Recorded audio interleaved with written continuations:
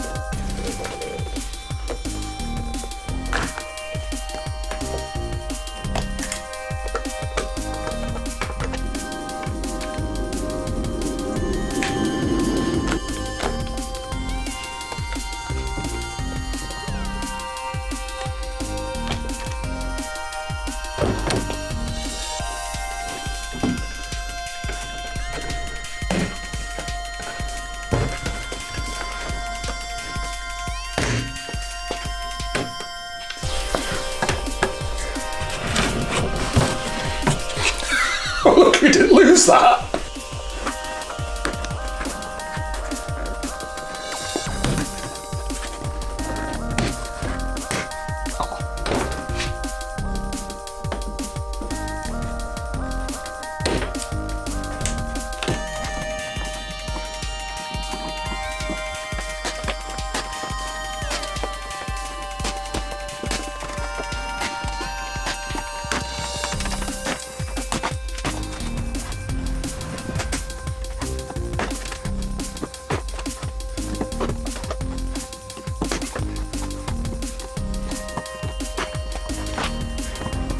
Just as dirty at the other side, but at least I've got the technique with them now. To take the bumper off on each side, there is one bolt through the arch liner, and then there's a panel underneath that also connects it to the main body of the car. Then there's some bolts at the front, so I'll undo the arch liner and the panel underneath, and then I'll do the bolts at the front.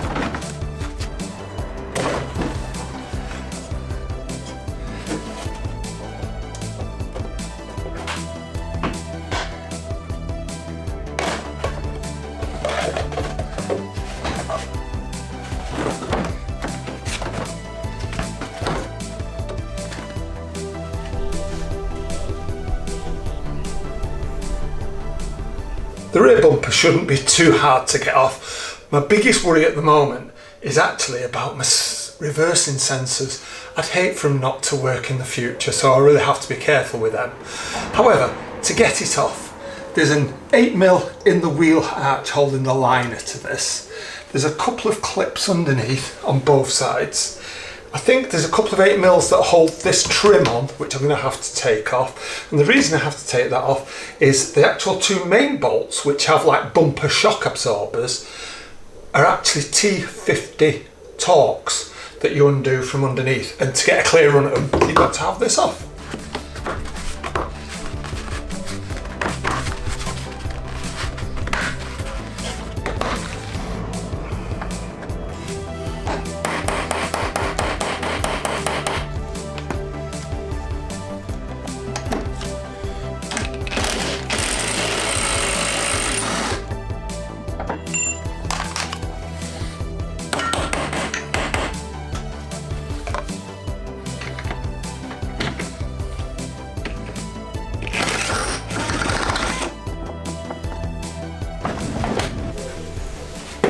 My beloved reversing sensors, it would appear they clip in. There's two clips you need to push outwards and then give it a bit of a wiggle, and voila, you pull them out. I'm not going to leave them dangling. I'm going to tie them up carefully because I do want them to work again.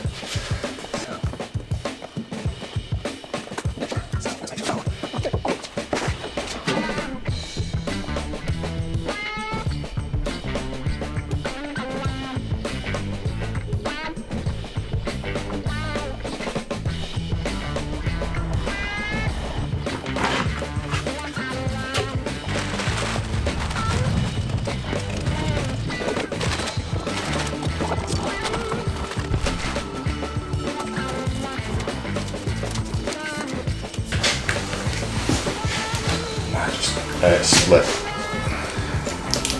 unfortunately. It's like it's glued in, this one.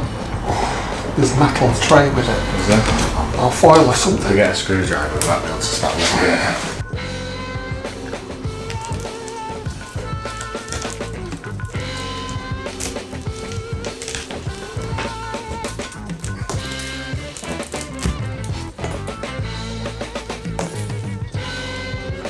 Behind that.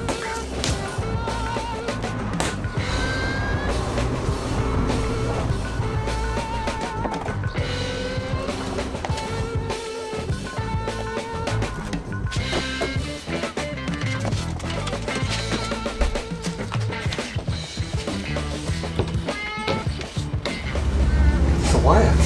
A wire? What does the wire do? No idea.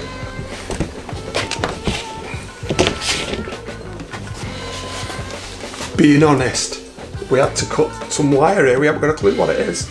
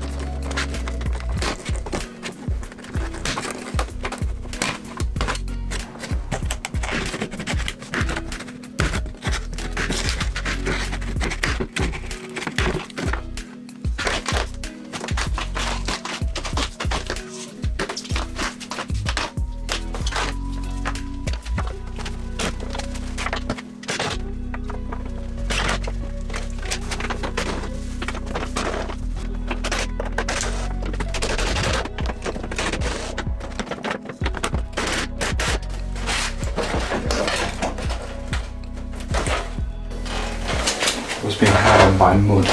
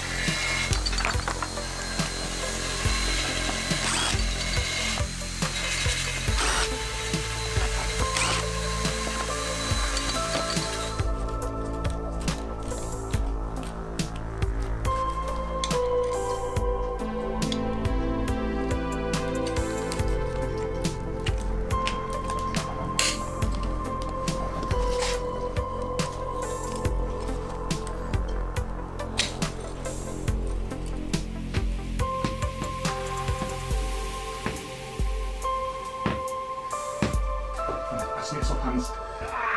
Just gonna do a talking bit. Yep. Right, stop now.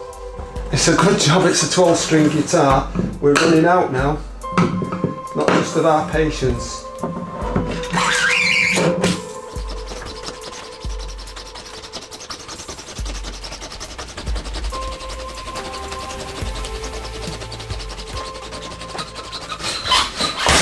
Yes! I've got through!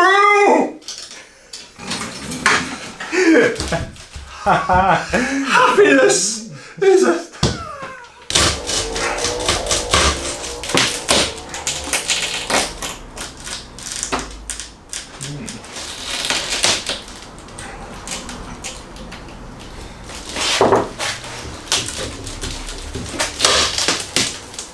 What the thing's breaking now? The rest of the glass. Stop. Well, we're leaving part of it behind, which is a problem, but I'm sure we'll sort it. Right, let me, and then can you just support it so I can get the side on this door? Right, I can. Ah, what a mess that is. You're not kidding. Where are we even going? Right, pick it up. Don't cut your hands, it's actually looking quite sharp now. Pick it up.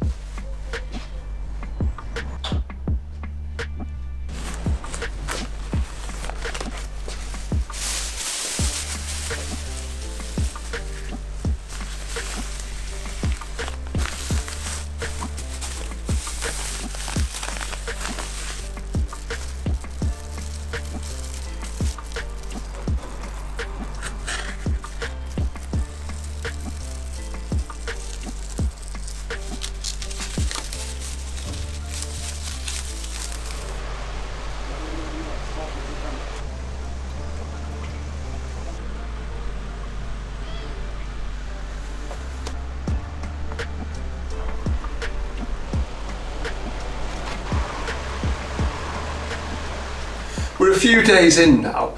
Don't underestimate how long it's going to take to strip everything out and to do the prep. We've not finished the prep yet.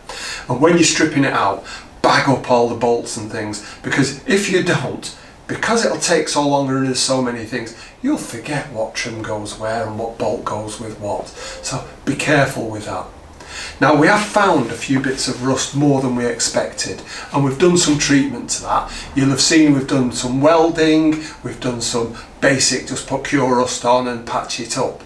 If you want to look in more detail at how we've treated rust in the past, look back at the playlist of our E30. We actually went really to town with everything on that. You've got to realise this is a car we want to use for the next 5 to 10 years, not one that we're going to take to shows. And along the way, you will find things that you didn't expect. Breaking the front screen was a bit of an issue. We'd have hoped to have took it out, but the guitar string method works, but I think you'd be better off with the proper type of wires that you get as a professional, because I think they have a V cutting edge on them. It worked, we got it out, it was broken, didn't really matter. We will do a video on fitting the new one, so that might be worth watching out for. Now, this car, we really do want to do some track days in it, so we're expecting we might get some scars along the way. Definitely isn't going to be just, you know, a show car type of thing that we never use. So we're taking that into account. And some corners will get cut. If you can't see it, we're not going to worry about it too much, but we do want it to be nice.